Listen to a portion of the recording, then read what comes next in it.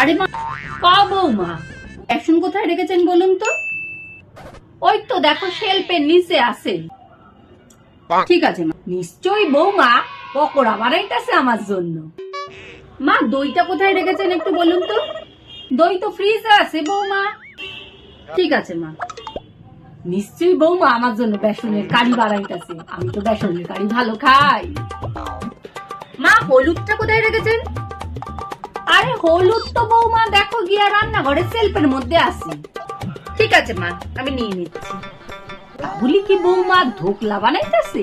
ধোকলাও তো আমার বেশ ভালো লাগে, যাই দেখি গিয়া বৌমা কি বানাইতেছে।